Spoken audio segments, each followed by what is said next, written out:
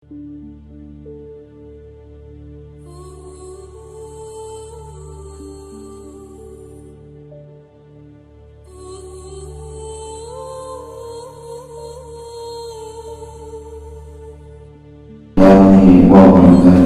Waalaikumsalam warahmatullahi wabarakatuh. Alhamdulillah, alhamdulillah rabbil alamin. Shallallahu wassalamu ala asyrafil anbiya'i wal mursalin sayyidina Muhammadin imamul muttaqin wa ala alihi wa sahbihi rasulillah ajma'in. Amma ba'd.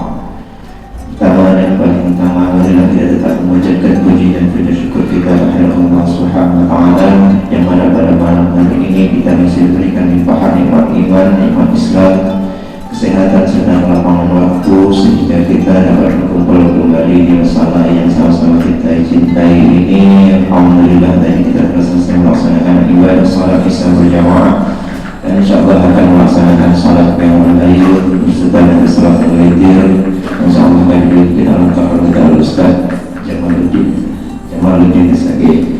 Kemudian setelah berbahagiakan salam, marilah salam kita hadiahkan kepada junjungan kita Nabi Muhammad sallallahu alaihi wasallam. Allahumma shalli ala sayyidina Muhammad wa ala sayyidina Muhammad. Semoga kiranya kita semua berhadir pada malam hari ini beserta keluarga-keluarga kita dan seluruh kaum muslimin dan muslimah, insyaallah akan mendapat syafaat dari baginda Rasulullah sallallahu alaihi wasallam. Amin amin ya rabbal alamin. Adapun pada malam hari ini yang bertindak sebagai penceramah kita yaitu al-mukarram kita Ustaz Jamaluddin yang alhamdulillah tadi sama-sama telah memimpin salat isya berjamaah, dan insyaallah nanti untuk membawa bilangnya dibawakan oleh Bunda kita Khairul Effendi Daulay. Dan untuk mempersingkat waktu pada mukarram kami persilahkan dengan segala hormat. Akhirul kalam, assalamualaikum warahmatullahi wabarakatuh.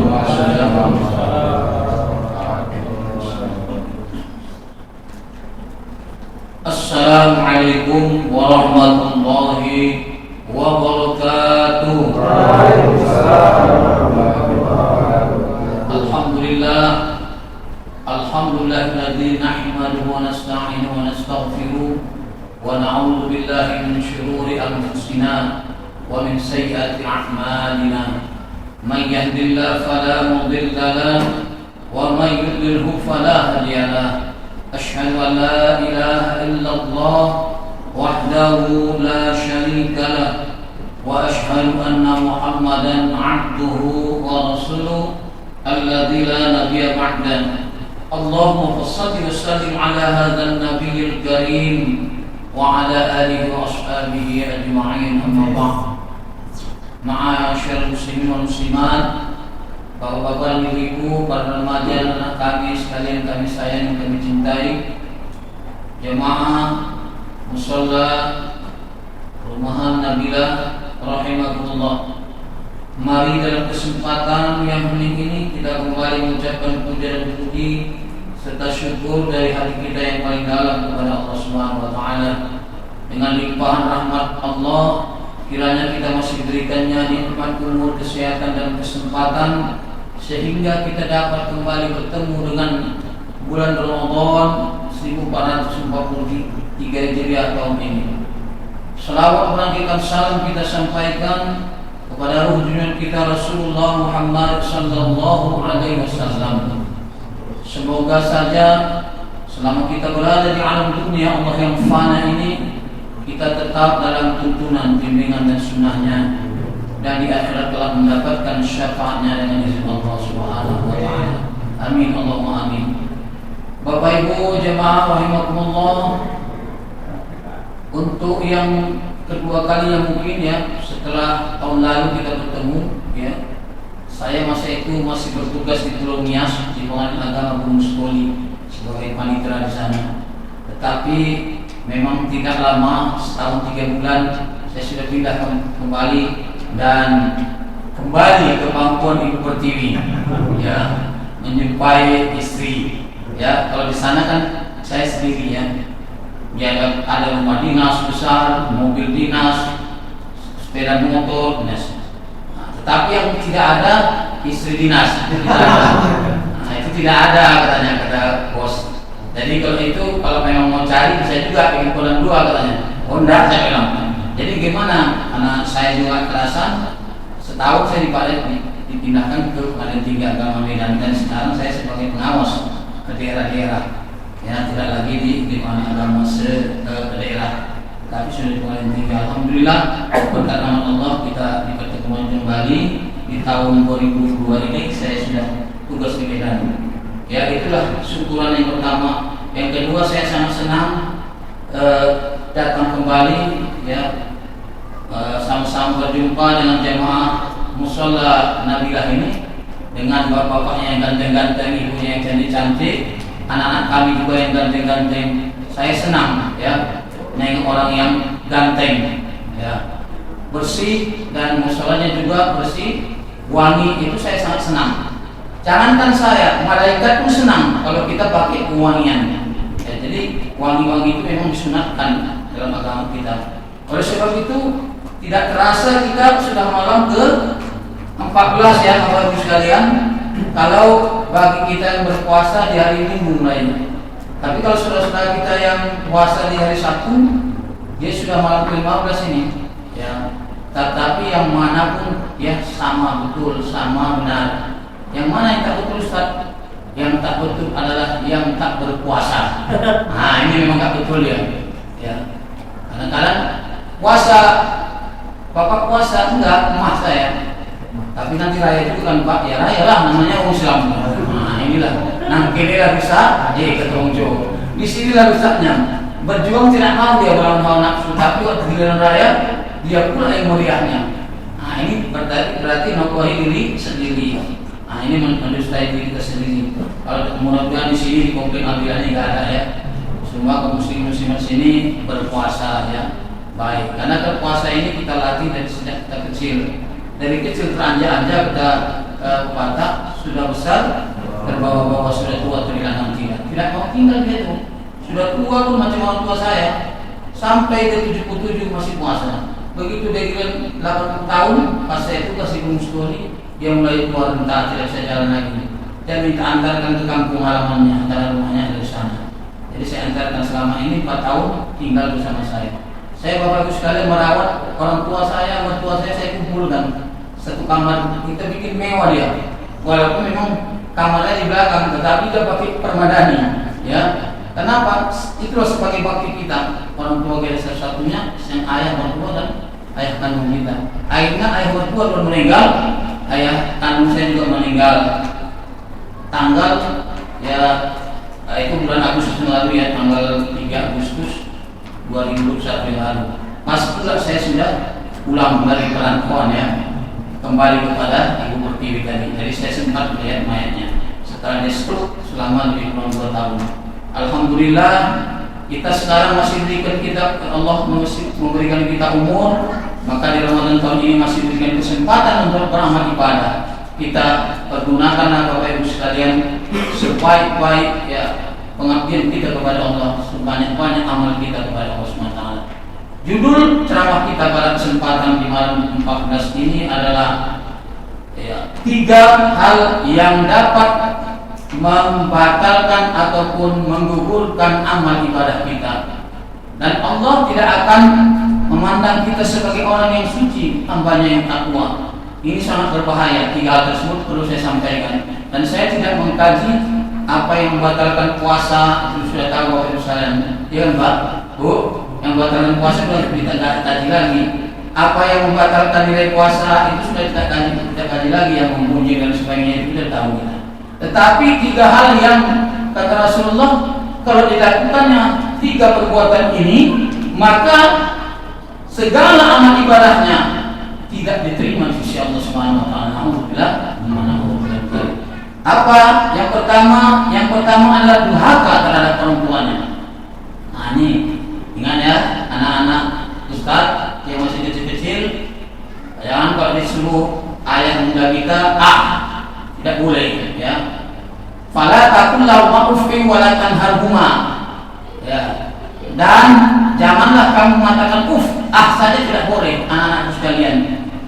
Wala tanharhuma, apalagi membentak ibu terutama ataupun ayah kita. Wa kullahuma qaulan karimah, dan katakanlah dengan perkataan yang lemah lembut, perkataan yang mulia. Kalau kita tak bisa, tolonglah dulu ucap, tolong belikan mama cabai ataupun tomat yang mau menyambal si mama. Malas, nah itu tidak boleh. Tak boleh nak ya. Bagi kita juga yang sudah dewasa ataupun sudah berumah tangga, kadang ayahanda kita, mentang-mentang kita orang kaya yang punya ya, harta kita melimpah ruah, tidak mau kita merawat orang tua kita yang sudah tua renta. Kita antarkan pula ke pantai jompo sana. Ini durhaka dia terhadap orang tuanya. Alhamdulillah, jangan sampai Bapak Ibu sekalian kita berbuat sedemikian rupa. Kalau kita berbuat sedemikian rupa, maka Allah sangat marah. Allah sangat mengutuk orang yang durhaka terhadap orang tuanya. Karena durhaka terhadap orang tua ini adalah dosa nomor 2 terbesar. Ya, setelah menserikatkan Allah Subhanahu wa taala atau mensekutukan Allah ya dengan segala sesuatu. Artinya syirik, dosa syirik yang pertama paling besar. Kedua adalah durhaka terhadap orang tua kita. Kita sia-siakan orang tua kita. Memang Bapak Ibu sekalian, banyak kadang-kadang kalau orang tua kita sama kita di cobaan, apalagi dia sudah istilahnya menanggung, ya sudah uzur, kemudian memang dia banyak lupanya ini. Ditanya sama tetangga, padahal dia sudah makan, dia bilang, "Nek, sudah makan?" "Belum, tidak dikasih saya untuk makan," katanya anak-anaknya. Coba ya, padahal dia baru makan. Itu kenapa? Karena dia banyak lupanya sudah, ya banyak lupa. Jadi kita maklum, jangan kita marah-marah itu nanti orang mama ini atau ayah ini udah dikasih makan begini, bodoh belakang merepet ya, menyuruh ke dalam lain itu tak boleh. Durhaka juga ya, sakit hatinya. Karena orang tua ini kalau namanya sudah dia uzur, itu memang dia sering lupa. Ya, jangan kita minta-minta durhaka kita.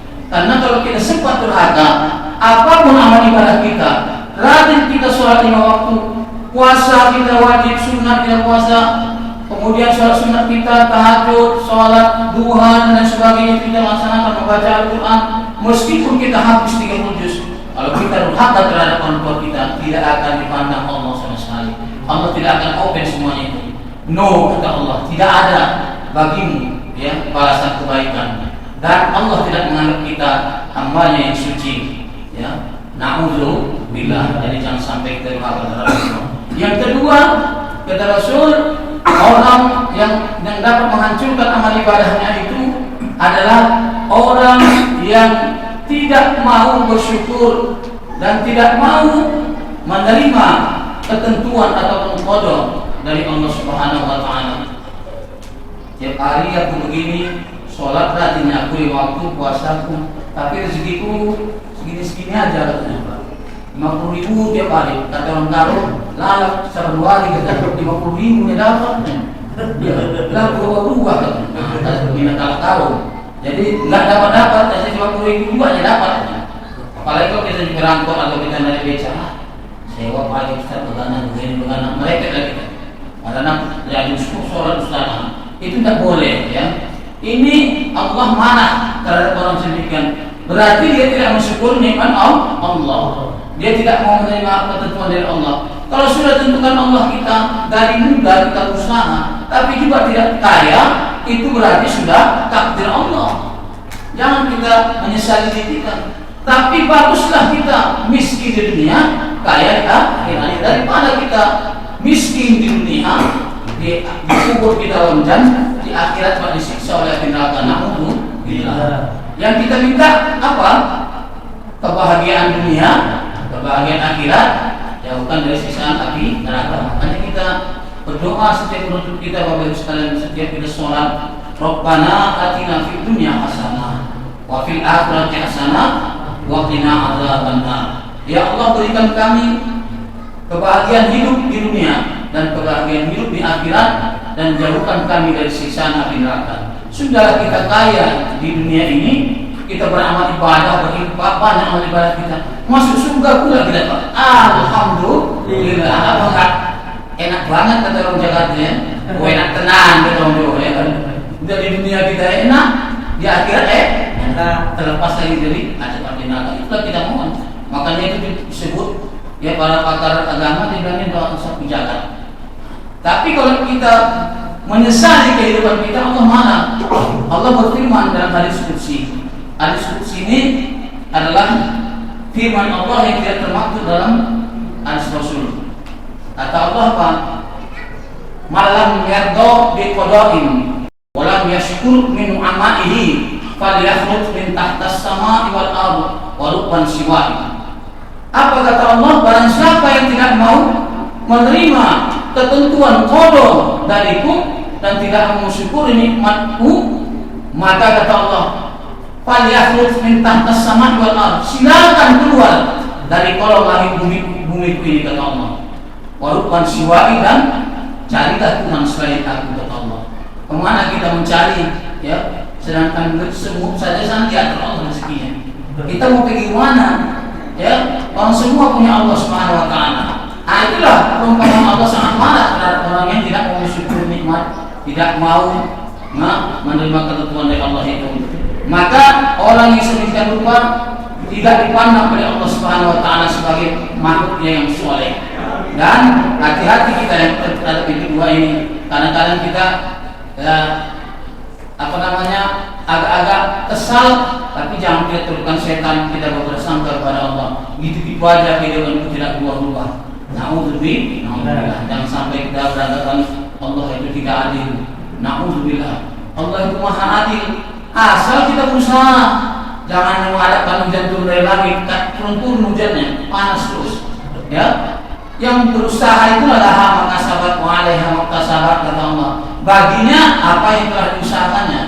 Kalau bagus usahanya, maka bagus pula dapatnya. Kalau dari usaha yang tidak halal, maka datangnya itu rezeki dari yang halal. Kalau dari togel pula dia kaya, maka hancur-hancuranlah anak cucunya yang makan rezeki togel tersebutnya. In ahsantum li anfusikum, kata Allah. Wa in asatum falaha. Barang siapa berbuat kebaikan itu untuk dirinya sendiri. Tapi barang siapa berbuat kejahatan itu akan menimpa dirinya sendiri. Nah, Bapak Ibu sekalian, itu yang kedua yang menghancurkan pahala kita. Ya, dan Allah tidak memandang kita, tidak open kepada kita kalau kita lakukan hal tersebut. Yang ketiga adalah orang yang beramal ibadah, tetapi dia mengumpat apa yang telah diberikannya. Itu dulu masjid itu atau musola Nabila itu kalau aku numpang, mana ada berdiri megah itu. Nah, itulah. Jangan sampai ya, Bu, Pak, jangan sampai demikian. Cukuplah kata orang lain pecah di perut. Kita aja yang tahu sama Allah dan malaikatnya. Ya, jangan pecah di mulut. Kalau sudah pecah di mulut berarti habislah pahala kita juga. Ya, Bu, habis semua. Karena diciptakannya kepada orang lain. Nah, jadi hati-hatilah kita tiga hal tersebut perlu kita ingat supaya apa? Supaya Allah Subhanahu wa taala sayang kepada kita.